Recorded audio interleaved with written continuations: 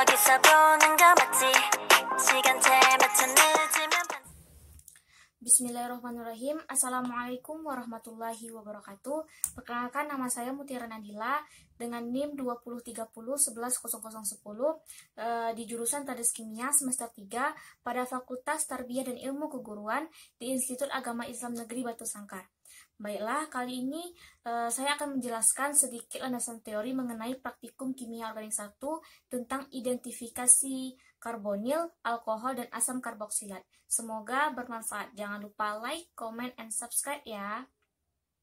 Baiklah, untuk tujuan pada praktikum kali ini yaitu tentang identifikasi alkohol, karbonil, dan asam karboksilat.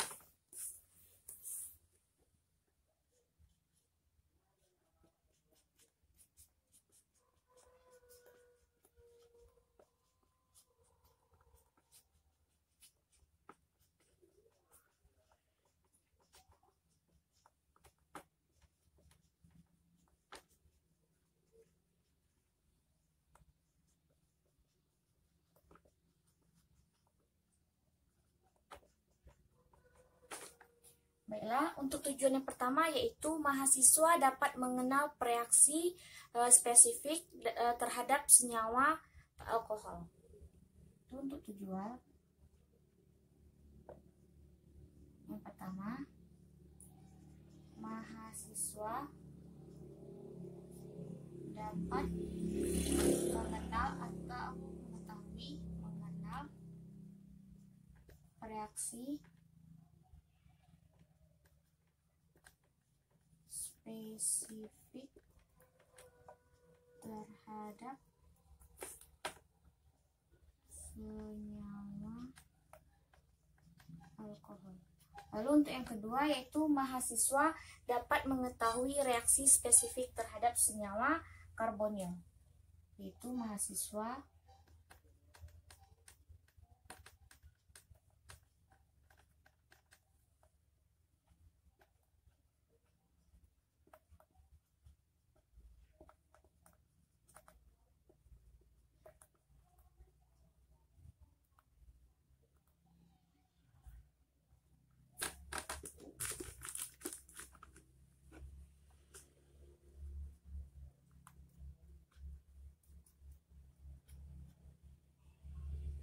itu aldehid dan keton.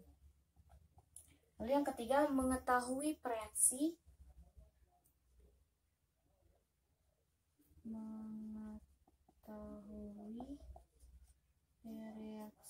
spesifiknya. Lalu yang keempat, mengenal reaksi spesifik pada asam karboksilat. Mengenal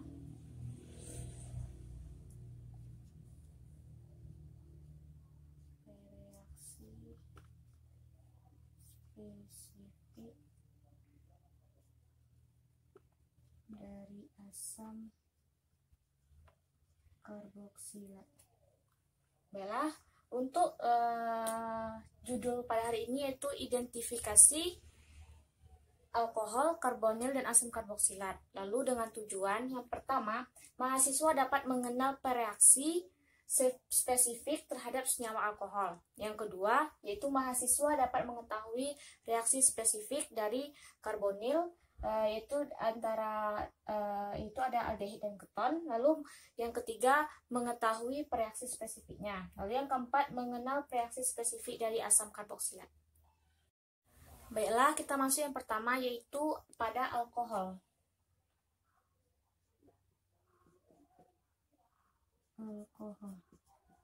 Di mana alkohol ini mempunyai gugus OH.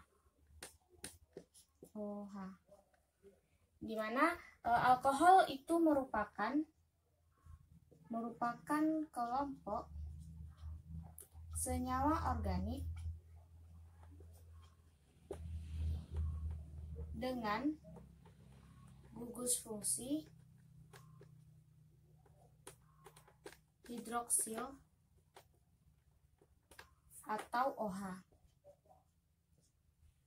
di mana alkohol ini memiliki ada bagian-bagiannya, yaitu ada alkohol primer, sekunder, dan tersier. Di mana pada alkohol primer, sekunder, dan tersier ini monofungsional yang molekulnya itu mengandung kurang dari 6 atom. Jadi untuk reaksi dari alkohol ini itu ROH ditambah dengan H+, jika kita reaksikan dengan ZnCl2, atau ini disebut juga dengan reaksi Lucas, akan menghasilkan R+ ditambah H2O. Nah, di sini akan turunnya akan menjadi RCl, di mana menjadi insoluble Cl nih. Di mana alkohol tersier, benzil, alkohol, dan alil alkohol bereaksi seketika dengan reaksi Lucas membentuk suatu larutan berkabut, atau dalam banyak hal teramati dua lapisan. Sedangkan alkohol sekunder membentuk larutan berkabut atau bidang batasi dalam waktu 3-10 menit. Akan tetapi, alkohol primer akan bereaksi sangat lambat sekali. Bahkan untuk alkohol primer yang memiliki rantai atom C yang lebih dari 10 tidak bereaksi sama sekali. Alkohol yang memiliki gugus metil pada posisi A memberikan reaksi yang positif dengan reaksi iodoform yang ditandai dengan terbentuknya endapan kuning muda dari triodometana atau CHI2. Baiklah, selanjutnya kita masuk ke alat dan bahan pada alkohol. Untuk alat dan bahannya,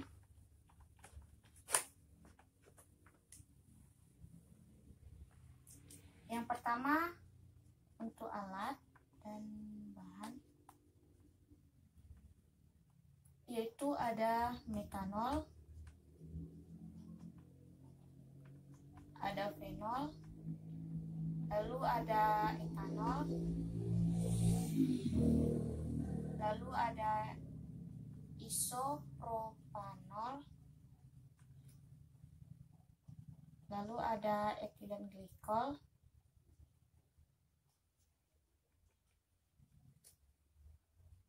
lalu ada gliserol.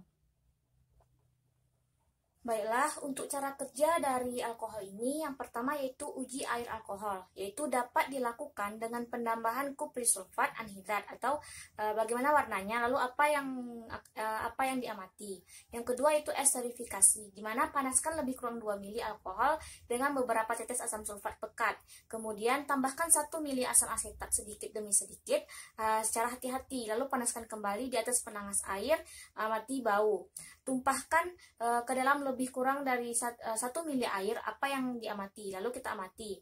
Lalu yang ketiga, reaksi oksidasi, ditambahkan lebih kurang 1 mili alkohol, ditambahkan ke dalam larutan kalium kromat dan beberapa tetes asam sulfat pekat, kemudian dipanaskan dan amati perubahan warna yang terjadi. Yang keempat yaitu iodoform test, di mana alkohol ditambahkan iod dalam kalium iodida atau iod adalah larutan dalam air. Sampaikan warna coklat tidak hilang, kemudian tambahkan sedikit natrium hidroksida, lalu amati. Bila tidak terbentuk apa yang diharapkan, panaskan larutan dalam penangas air. Lalu yang kelima itu membedakan alkohol mono dan alkohol polihidroksi, di mana 1 mili alkohol ditambahkan beberapa tetes larutan kupri sulfat, kemudian tambahkan sedikit demi sedikit larutan natrium hidroksida, baru kita amati. Selanjutnya yang keenam yaitu membedakan alkohol primer, sekunder, dan tersier, di mana 1 mili alkohol ditambahkan dengan zinc klorida atau asam klorida dalam tabung reaksi, kemudian dikocok, lalu amati yang terjadi. Selanjutnya yang ketujuh yaitu alkohol aromatis atau fenol, yaitu dapat dikenal dengan yang pertama itu fenol ditambahkan dengan setetes demi setetes brom atau karbon tetraklorida, amati perubahan yang terjadi. Lalu fenol ditambahkan dengan beberapa tetes larutan veriklorida. Lalu kita amati apa yang terjadi. Baiklah, yang kedua kita masuk ke karbonil.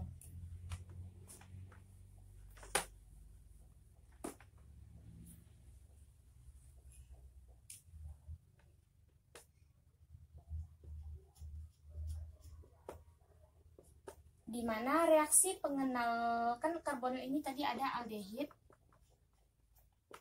dan keton.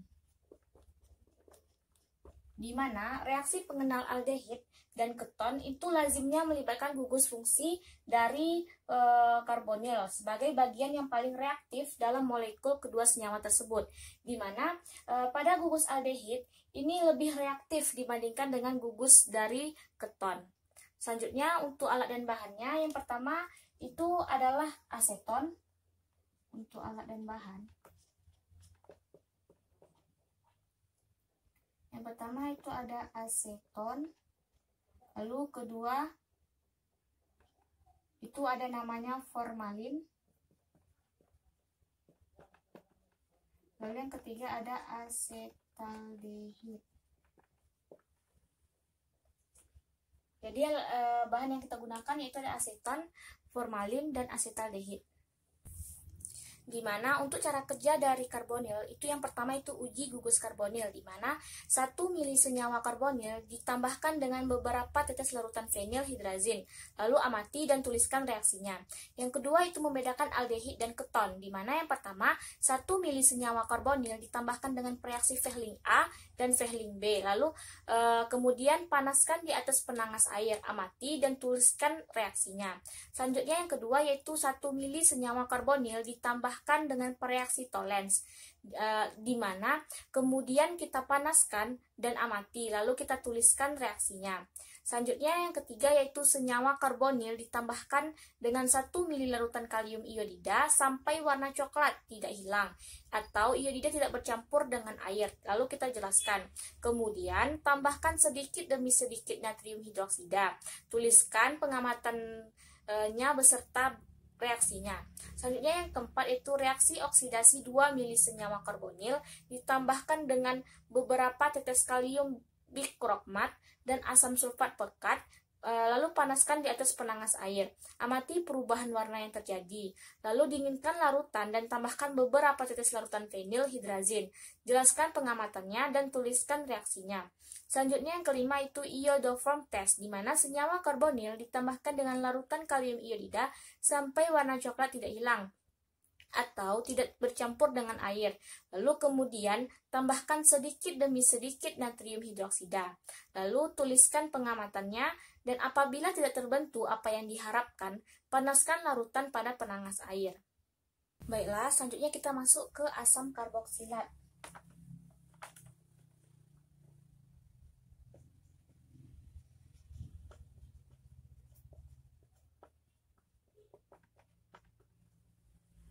Baiklah, untuk landasan dari asam karboksilat, yaitu asam karboksilat bila bereaksi dengan basa akan membentuk garam dan dengan alkohol akan membentuk ester. Asam karboksilat banyak dijumpai dalam lemak sehingga sering juga disebut sebagai asam lemak. Pembuatan asam karboksilat dapat dilakukan dengan berbagai cara, seperti yang pertama oksidasi alkohol 1 derajat, 2 derajat atau dengan aldehid, lalu oksidasi alkena, oksidasi alkuna, lalu hidrolisa alkilsianida, dan hidrolisa ester dengan asam 6 hidrolisa. Kita masuk ke alat dan bahannya. Di mana untuk alat dan bahan, di sini kita pakai bahan itu ada asam asetat, lalu ada asam benzoat, lalu ada asam format, lalu juga ada asam oksalat, lalu juga ada asam salisilat. Baiklah, untuk bahannya itu ada asam asetat, asam benzoat, ada asam format, asam oksalat, dan asam salisilat. Baiklah, cara kerja dari asam karboksilat yaitu yang pertama reaksi dengan bikarbonat, yaitu masukkan 1 mili asam karboksilat ke dalam tabung reaksi, kemudian tambahkan beberapa tetes natrium bikarbonat, tuliskan pengamatannya. Yang kedua membedakan asam mono dan bikarboksilat, di mana terhadap larutan asam karboksilat ditambahkan larutan ferrosulfat atau garam mor. Nah, kemudian tambahkan larutan natrium hidroksida dan tuliskan reaksinya dan diamati. Lalu khusus untuk asam asetat, di mana sedikit larutan asam asetat ditambahkan dengan larutan feriklorida, kemudian dituliskan reaksinya dan pengamatannya. Lalu senyawa asam karboksilat ditambahkan dengan alkohol dan asam sulfat pekat, panaskan, lalu amati bau. Selanjutnya uji dengan hidroksemat tetes. Lalu larutan ditambah dengan 0,5 ml NaOH 2%, panaskan sampai mendidih. Kemudian tambahkan asam klorida encer, ditambahkan 1 ml etanol dan beberapa tetes triklorida. Tuliskan reaksinya dan pengamatannya. Baiklah, sampai di sini praktikum yang dapat saya sampaikan, di mana pada landasan teorinya. Lebih dan kurangnya saya mohon maaf. Wabillahi taufiq wal hidayah, waridha wa inayah. Wassalamualaikum warahmatullahi wabarakatuh. Semoga bermanfaat. Dadah.